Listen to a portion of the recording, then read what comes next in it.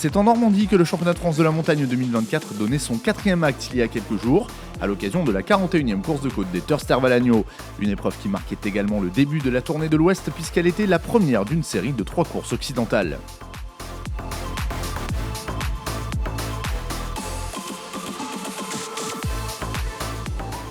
Arrivé à Terval en leader du championnat de France de la montagne production, Yannick Poinsignon avait entre ses mains tous les ingrédients pour triompher. Sur un tracé qu'il affectionne particulièrement, taillé pour sa BMW M3 E92, le pilote vosgien ne s'est pas fait plier même s'il a laissé les commandes de la première montée d'essai à l'un de ses adversaires. Il s'impose en Normandie, engrange à nouveau le maximum de points possible et creuse par conséquent l'écart au classement général provisoire.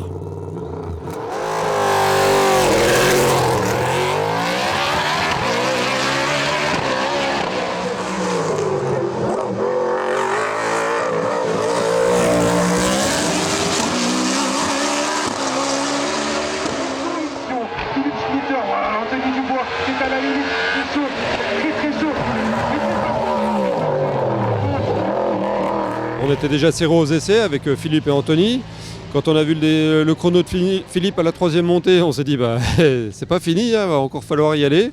Et heureusement parce qu'ils nous ont encore ressorti un chrono à la dernière, un chrono qui est super, 0,390. Franchement, c'est magique. Donc, heureusement qu'on a rattaqué à la dernière. Donc, on a réussi à battre le record 3 fois ce week-end. Donc, très satisfait du résultat de la course des Becrevons. Première des 3 épreuves de l'Ouest. Voilà, la prochaine, rendez-vous à la Pommeraye. En tête après la première montée d'essai, Philippe Schmitter place sa Renault RS01 en seconde position du classement général, comme à Abrèchevillers.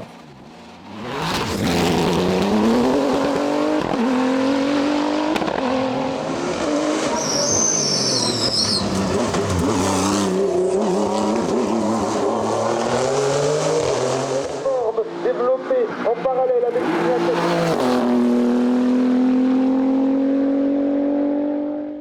Anthony Dubois complète le podium sur son Alpine A110 Evo. Absent en Lorraine suite à la casse de son moteur, il signe un retour réussi avec cette 3e place.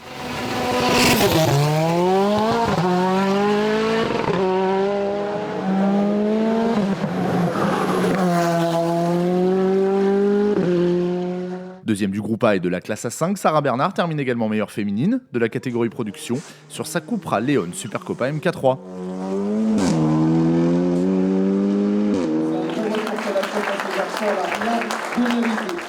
Baptiste Thomasé poursuit son impressionnant début de saison, vainqueur de la classe A3 sur sa Renault Clio 2 Cup. Il termine meilleur jeune de la catégorie production.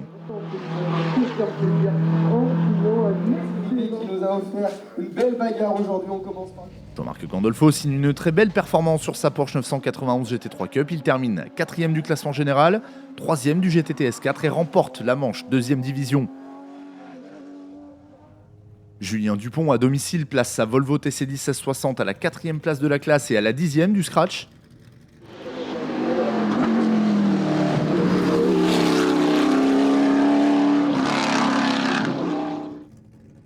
Tandis que Vincent Lagache en délicatesse durant le week-end termine 5e du GTT S4 sur sa Ferrari F430 GTO.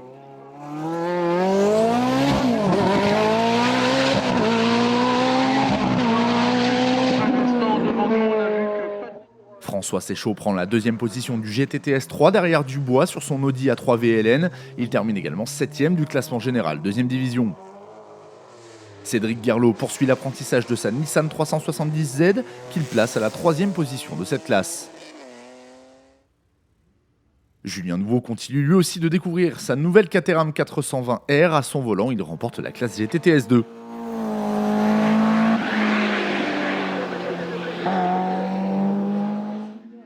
Les midgets 1300 cm3 étaient au rendez-vous en GTT S1, classe dominée par Aurore Louison. Elle devance le vainqueur du Challenge Open N3 2020, passé depuis sur une monture similaire à la sienne, Charlie Brosset. Comme à Abrèchevillers, c'est Sébastien Lemaire qui remporte le groupe A sur sa Cupra Leon Supercopa MK3. Il termine également 5e scratch en première division et second au général de la 2e division.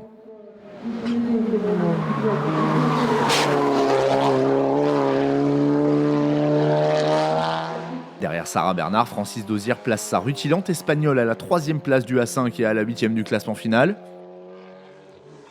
Pour sa seconde apparition au volant de sa Cupra MK3, Manuel Brunet termine 4e de la classe. et devance son acolyte de toujours Jean-Pierre Pop, lui aussi sur une nouvelle Cupra, 5ème du A5. Dans le clan des Peugeot 308 Cup de la classe A4, c'est Joël Juif qui a tiré les marrons du feu et qui s'impose.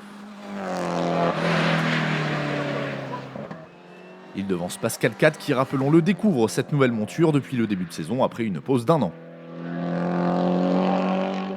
En A3, les Clio Cup étaient les armes fatales, comme l'a prouvé Baptiste Thomasé. C'est Jimmy Rousseau sur sa 3 Cup qui termine second de la classe. Mathieu Thébault, lui aussi équipé d'une 3 Cup, complète le podium du A3 en prenant la 3ème position.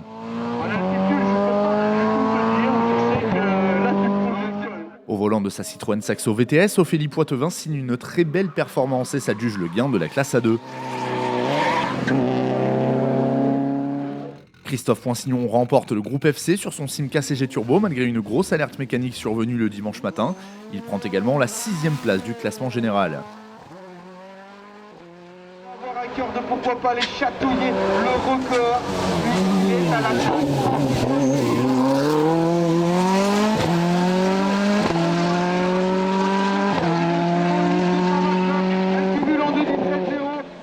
Patrick Ramu, au volant de sa Simca 1000 Turbo, se hisse à la 2ème position de la classe FC4 et à la 3ème du groupe.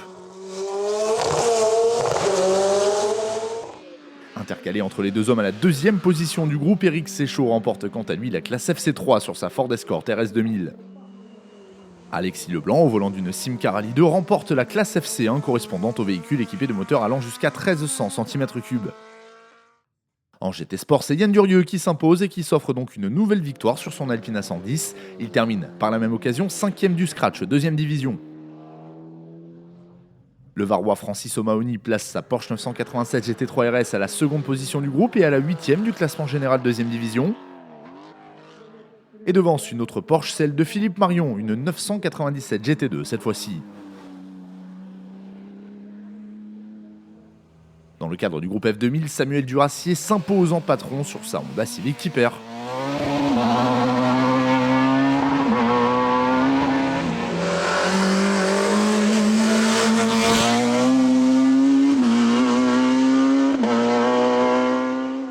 Il devance une autre Honda, celle de Ferdinand Loton, second du groupe malgré une petite touchette dans le week-end.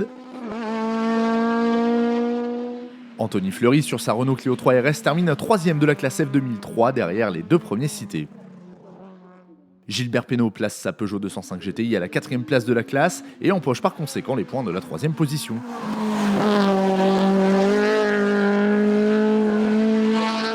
Julien Vernier, toujours en forme à Terval, remporte le F2002 sur sa Citroën Saxo VTS tout en montant sur la 3ème marche du podium du groupe.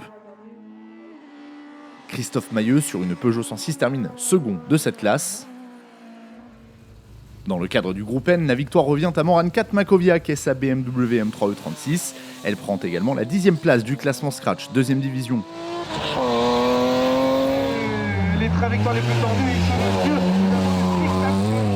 Ça attaque très très fort. Oui, Mathieu Leclerc, il a compris que cette axe est dur derrière, mais il a surtout compris. Kevin Jarros sur sa Renault Mégane 3 RS prend la 2ème place du groupe et du N4.